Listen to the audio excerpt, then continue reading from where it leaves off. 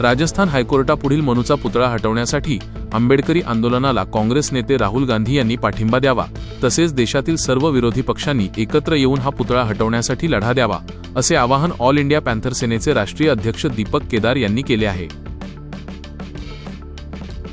RSS आणि बीजेपीचं सरकार हे मनुवादी सरकार आहे.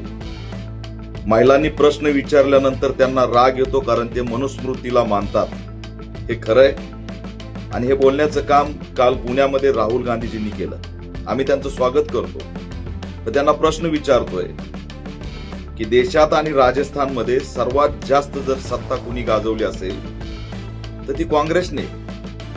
दीर्घकाळ राजस्थानमध्ये काँग्रेसची सरकार राहिली आणि या काँग्रेसच्या कार्यकाळातच 1989 ला जेव्हा केंद्रात आणि राजस्थानमध्ये काँग्रेसची सत्ता होती, तेव्हा मनुस्मृतीचा निर्माता म्हणून जो मनू आहे, त्या मनूचा पुतळा राजस्थानच्या हायकोर्टच्या परिसरात बसवण्याचं काम झालं. 1989 ते 2026 हे मनुस्मृतीचं प्रतीक निर्माण करणारा मनू हटवण्यासाठी जर कुणी आंदोलन केले असतील तर दीर्घकाळ आंबेडकरवाद्यांनी जय भीमचा नारा देत हा लढा दिला. समग्र महिलांना स्त्रीमुक्ती देण्यासाठी डॉक्टर बाबासाहेब आंबेडकरांनी 25 डिसेंबरला मनुस्मृतीचं दहन केलं.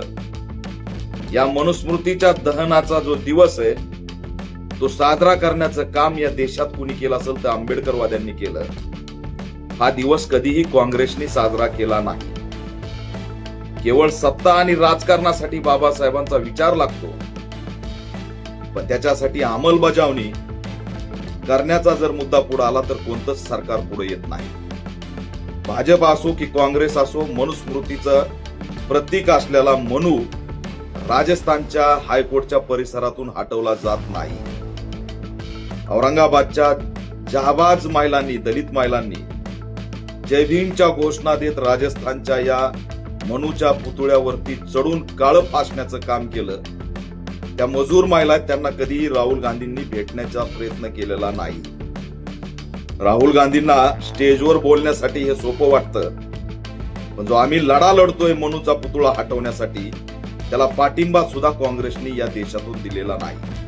म्हणून आज वेळ आलेली, आम्ही राहुल गांधीजींना विनंती करतोय, मागणी करतोय, आव्हान करतोय की आंबेडकरवाद्यांचं सुरू असलेलं हे जे आंदोलन आहे की राजस्थानच्या हायकोर्ट समोरील मनूचा पुतळा हटला पाहिजे, त्या आंदोलनाला राहुल गांधीजींनी तात्काळ पाठिंबा दिला पाहिजे आणि आंदोलनात सुद्धा जाहीर केलं पाहिजे, असं मी आव्हान करतो.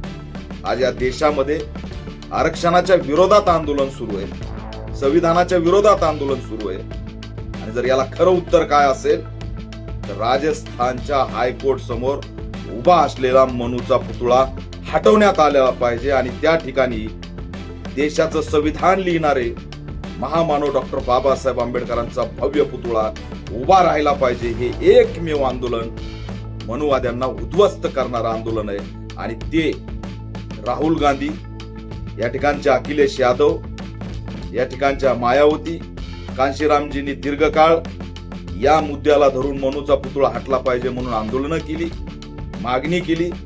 आजचे सगळ्याच विरोधी पक्षांनी, मनुस्मृतीच्या विरोधात बहुजनवादी पक्षांनी मनूचा पुतळा हटवण्यासाठी मैदानात उतरलं पाहिजे, असं मी या माध्यमातून जाहीर आव्हान करतो.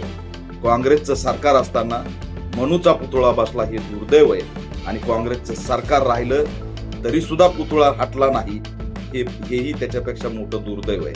म्हणून राहुल गांधीजींना आमचं आव्हान आहे की मनुस्मृतीवरती तुमची भूमिका स्वागतार्ह आहे की बीजेपी आणि आरएसएसचा खरा चेहरा तुम्ही मांडताय, पण मनूचा पुतळा हटवण्यासाठी आमच्या आंदोलनात तुम्ही सहभागी होणार का, आणि मनूचा पुतळा हटवणार असं तुम्ही आंदोलन जाहीर करणार का, असा प्रश्नही मी या माध्यमातून विचारतो.